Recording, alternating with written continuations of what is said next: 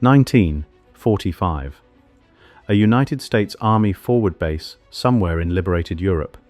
A soldier named William, 23 years old, from Ohio, is standing in a small shop near the base perimeter. On the shelf in front of him is a small red folding knife with a white cross on it. It costs almost nothing. He picks it up, unfolds the blade, then the can opener, then the small screwdriver. He has never seen anything like it. He buys 3. One for himself, one for his father, one for his brother, back in Akron. He does not know the German name for it. He cannot pronounce the word on the side, Offiziersmesser. He calls it what it is to him, the Swiss Army knife. When William goes home to Ohio, the knife goes with him. He shows it to his father. His father shows it to the men at the factory where he works. Those men tell their wives tell their neighbors. Within a decade, the name William gave the knife, the Swiss Army knife, will be in every dictionary in America and every hardware store on Main Street. And the man who built it, Karl Elsener, will have been dead for 27 years. This is not simply the story of a knife. It is the story of a Swiss cutler who nearly went bankrupt winning a military contract, invented the world's most recognizable multi-tool as a desperate business pivot, named his company after his dead mother, and never lived to see American soldiers accidentally make it the most famous pocket tool in human history. In July of 2017, Victorinox celebrated a number so large it requires a pause to absorb. 500 million pocket knives manufactured in a single family's Swiss factory since 1884. 500 million, all from one workshop in the village of Ibach. All from one idea a 31-year-old Swiss cutler had while watching soldiers struggle with equipment they could not properly maintain.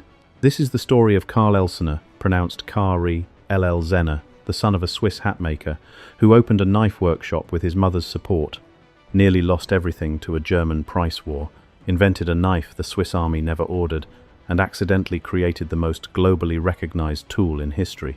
4 generations of his family have run the same company in the same Swiss village for 140 years. NASA astronauts carry it into space. The Museum of Modern Art in New York has one in its permanent collection. George W. Bush visited the factory in Ibach personally in 1997, and none of it was planned. None of it was inevitable. Almost all of it nearly never happened at all. But here is what the official company history never quite captures. Karl Elsener did not create the Swiss Army knife to become famous. He created it because he was about to go out of business and he needed to find something the German manufacturer competing for his contract could not copy fast enough to beat him. The knife that ended up on 1945 soldiers' belts across Europe was not the original contract knife. It was the rescue knife, the second knife. The one Karl invented in a state of near desperation in 1896, 2 years after the first contract, nearly destroyed him. Without the desperation, there is no officer's knife. Without the officer's knife, there is no Swiss Army knife.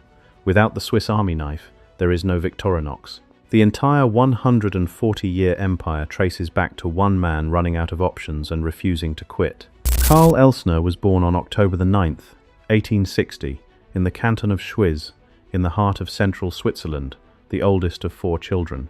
His father, Balthasar Elsener, was a hatmaker.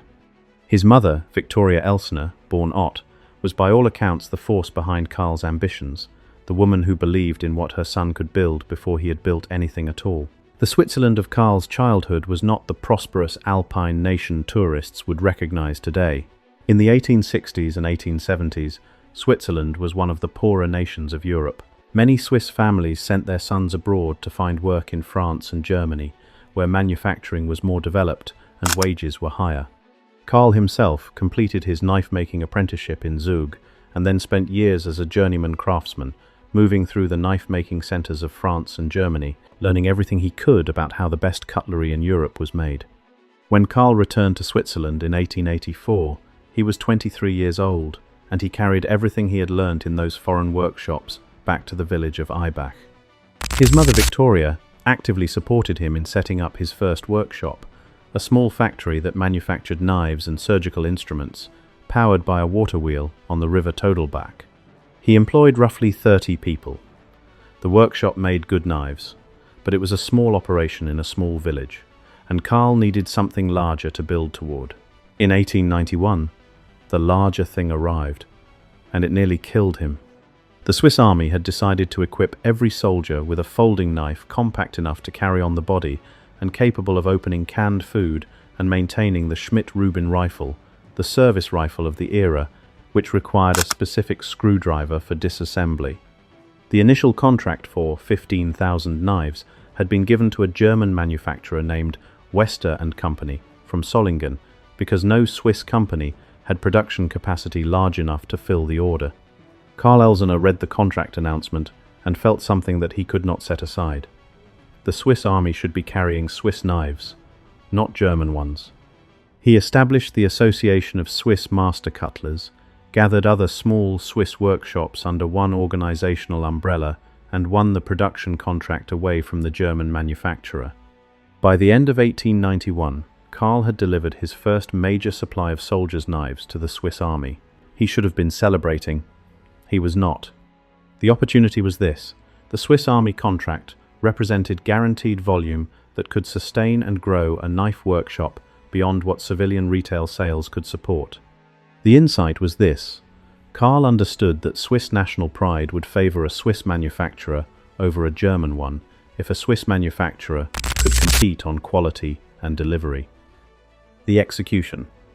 Karl organized the Swiss Master Cutlers Association to pool production capacity, won the contract, and retooled his Ibach workshop to produce the Model 1890 soldier's knife at military specification.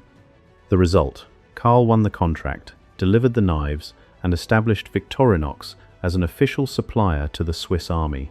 The problem it created: Wester & Company from Solingen did not accept losing the contract gracefully. They launched a price war. They cut their prices below what Karl's domestic production costs would allow him to match. By the mid-1890s, Karl Elsener was on the verge of bankruptcy. He had won the contract, and it was destroying him. Here is where it gets interesting. In 1896, with his finances deteriorating, Karl made a decision that had nothing to do with the military contract and everything to do with survival. He looked at the soldier's knife, the Model 1890, and asked himself what a better knife would look like. Not a cheaper knife, not a lighter knife, a knife that did more. A knife that offered tools the soldier's version did not have. A knife with a blade, a screwdriver, a can opener, a corkscrew, and a special spring mechanism that allowed tools to be mounted on both sides of the handle using the same spring, making the whole assembly lighter and more compact than anything that existed. He called it the officer's knife, the Offiziersmesser, because its combination of elegance and functionality seemed suited to an officer's use. He patented it in 1897. The Swiss army never ordered the officer's knife. They kept ordering the simpler, cheaper soldier's version. But something else happened that Karl did not anticipate. Civilians noticed the officer's knife. Officers who purchased it privately showed it to colleagues who purchased their own. Travelers who carried it across Europe told other travelers. The knife that Karl Elsener had invented as a desperate business pivot to give his company a product the Germans could not immediately undercut on price, began building a commercial reputation that the military contract had not. And this is the detail that nobody in the official history mentions clearly enough.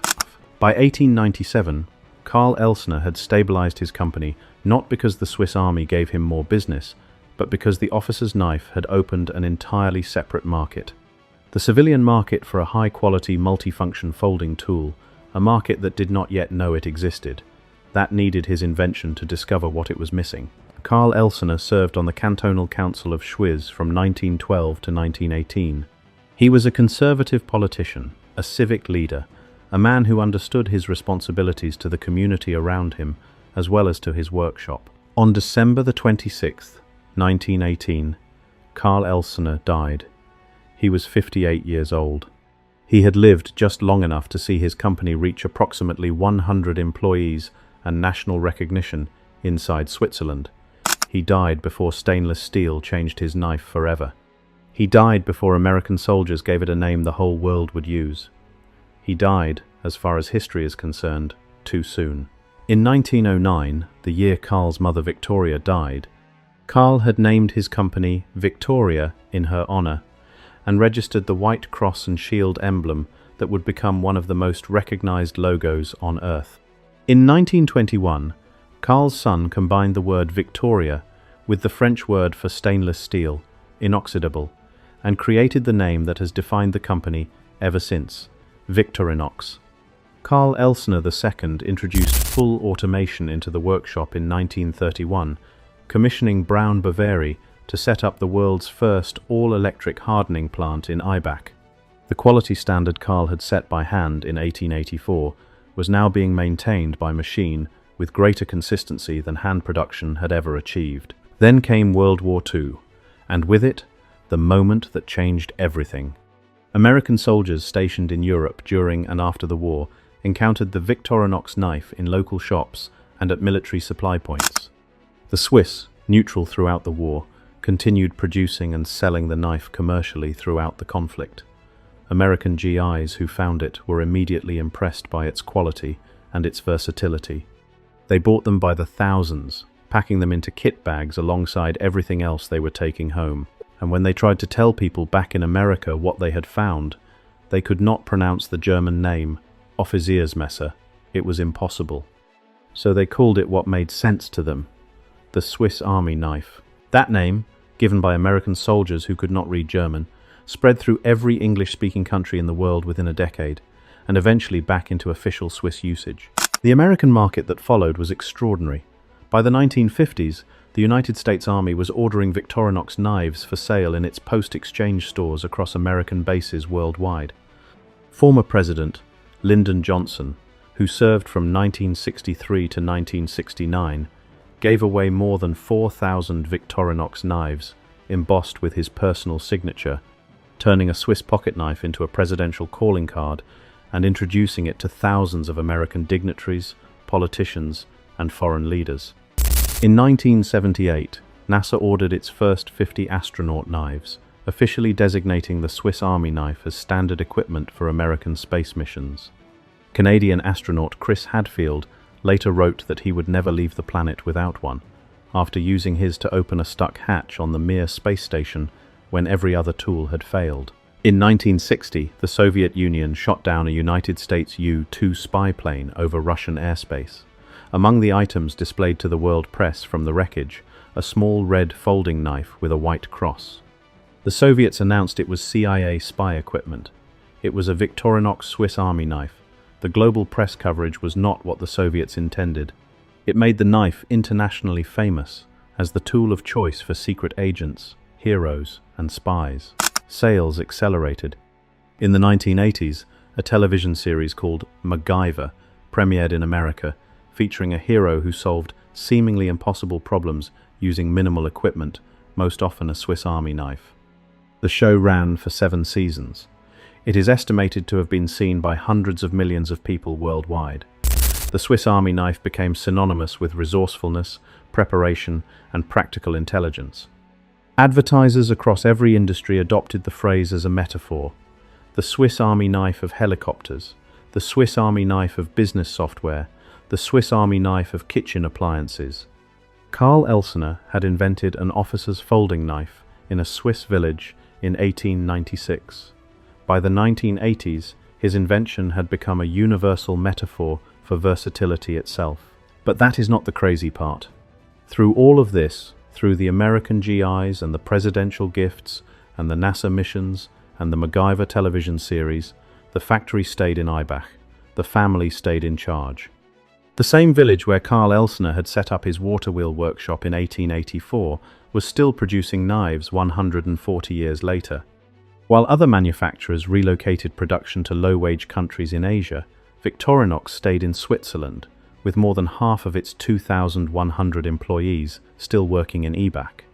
By 2017, the factory that Karl built with roughly 30 employees was producing 45,000 Swiss Army knives every single day, 90,000 household and professional knives daily, a total of 500 million pocket knives manufactured in 133 years of continuous production. The Victorinox Foundation holds 90% of the company's share capital. The remaining 10% belongs to a non-profit foundation named for Karl and Elise Elsener. There are no outside shareholders pressing for quarterly returns. There is no publicly traded stock, creating pressure to cut costs by offshoring production. There is the same family, in the same village, running the same company. Karl Elsener started with his mother's support in 1884, making the same knife, to the same standard, for the same reason Karl made it in the first place. Today, a Victorinox knife sits in the permanent design collection of the Museum of Modern Art in New York. A Victorinox knife is standard equipment on every NASA space mission. In 120 countries, the small red knife with the white cross is the first thing many travelers pack and the last thing professional tradespeople would leave behind. George W. Bush visited the factory in Ibach personally. The German army, the Swiss army, the militaries of more than 20 countries have all adopted versions of it as regulation equipment. Karl Elsener died in 1918 at 58 years old, before American soldiers gave his knife a name, before it went to space, before 500 million units had been made, before 4 generations of his family carried his workshop into the 21st century as one of the most recognized brands on Earth. He named his company after his mother, Victoria. She had been there at the beginning, selling his first knives from her hat shop in Ibach. She had believed in him before the Swiss army gave him the contract, before the officer's knife, before the price war and the near bankruptcy and the desperate invention that saved everything. Somewhere tonight, in 120 countries, a person is reaching into a pocket or a bag and pulling out a small red knife. They do not know the story of the Swiss cutler's son who almost went bankrupt and invented this tool as a last resort. They do not know that American soldiers who could not pronounce one German word gave it the name the whole world now uses. They just know that when something needs to be fixed, when a bottle needs to be opened, when a wire needs to be cut, when a screw is stripped and the right driver is nowhere else to be found, this is the tool that was built for exactly that moment. Karl Elsener built it 140 years ago. It is still in production in the same Swiss village. It has never been improved enough to require replacement. Some tools are simply finished the moment they are invented.